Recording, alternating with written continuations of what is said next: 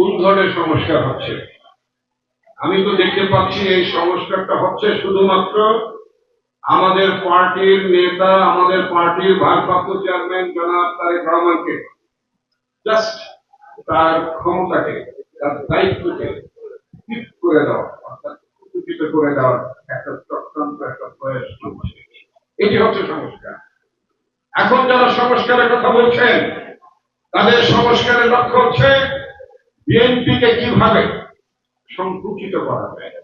তাদের সংস্কারের লক্ষ্য হচ্ছে বিএনপিকে কিভাবে ছোট করা যায়। সমস্ত প্রক্রিয়াগুলো সেই দিকে এগিয়েছে। প্রধানমন্ত্রীর মেয়াদ 10 বছর, সংখ্যানুপাতে নির্বাচন, এই সকল নানাবিধ বিষয় নিয়ে সংস্কার ঘুরপাক খাচ্ছে। বাংলাদেশের জনগণকে সংখ্যানুপাতে নির্বাচনের জন্য জীবন দিয়েছে কি? শেখ হাসিনার পতন ঘটিয়েছে কি সংখ্যানুপাতে নির্বাচন আয়োজন করার জন্য?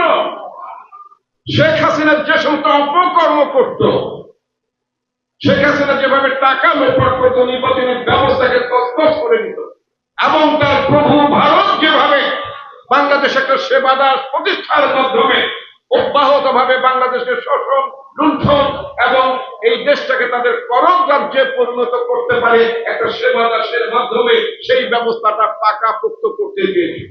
এই ব্যবস্থার বিরুদ্ধে বাংলাদেশের জনগণ মনে করেছিল যে এই ব্যবস্থাটি যদি অটুট থাকে তাহলে বাংলাদেশের সার্বভৌমত্ব থাকবে না।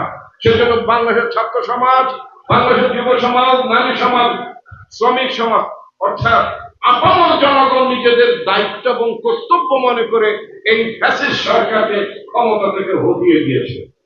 এরপরে কি হবে? এরপরে একটা ভালো নির্বাচন হবে। একটা ভালো নির্বাচন হলে ভালো সংসদ হয়, একটা ভালো সংসদ হলে ভালো সরকার হয়।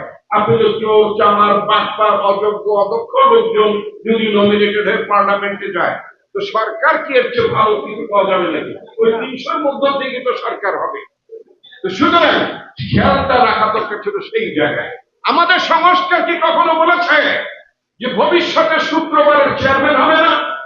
অর্থাৎ বর্তমান স্থানীয় সরকারের যারা চেয়ারম্যানগিরি করেন, উপজেলার চেয়ারম্যান হন, মেয়র হন, পৌরসভার চেয়ারম্যান হন, তারা শুক্রবারে যান, মেহমানের মতো দাওয়াত খেতে যান এলাকায়। 5 days উইক, সপ্তাহে 5 দিন চেয়ারম্যান এর দায়িত্ব পালন করেন না।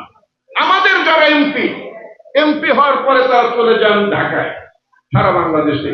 নামটা হচ্ছে এমপি হোস্টেল, বানিয়ে ফেলেন ওটাকে এমপির বাগ ভবন। বউ বাচ্চা নিয়ে ওখানে থাকেন তারা। কি মজা! এই দিল্লিতে কি এমপিরা থাকে নাকি পার্মানেন্টলি ভারতে? কলকাতার লোকেরা, বিহারের লোকেরা, উড়িষ্যার লোকেরা, মহারাষ্ট্রের লোকেরা, নানা রাজ্যের লোকেরা, তারা তো তাদের নিজেদের এলাকা অধিবেশন শেষ হওয়ার করে চলে যায়। ব্রিটেনও তাই, আমেরিকাও তাই। এটা আজব দেশ বানিয়েছি আমরা। আমাদের সমস্ত এমপিদেরকে ঢাকায় থাকতে হবে, ঢাকায় তাদের বাড়ি থাকতে হবে, ঢাকায় তাদের ডিউটি ফ্রি গাড়ি থাকতে হবে, ঢাকায় তাদের সব থাকতে হবে। শুধু বাকি আছে একটা ডিউটি ফ্রি কবরস্থান, একটা প্লট পাওয়া শুধুমাত্র। এই ব্যবস্থাটা সংস্কার হওয়া দরকার ছিল। সংস্কারটা হওয়ার দরকার ছিল এমপিশিপটা।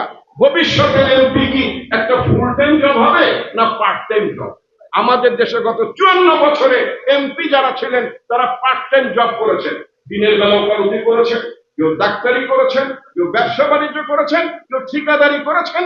সন্ধ্যার পরে পার্লামেন্টে ক্লান্ত হয়ে ঘুমাতে ঘুমাতে হা জয়যুক্ত করেছেন অথবা না জয়যুক্ত করেছেন। এই ব্যবস্থাটার পরিবর্তনটার নামই হচ্ছে সংস্কার। আমাদের এমপিরা 365 দিন বছরে তারা পার্লামেন্টে কাজ করবেন, কমিটি ফাংশন করবে। এটা ফুল টাইম জব হওয়া উচিত। সংস্কার এই নিয়ে কোনো আলোচনা নাই। এমপিদের বেতন ভাতা বৃদ্ধির কোনো আলোচনা নাই।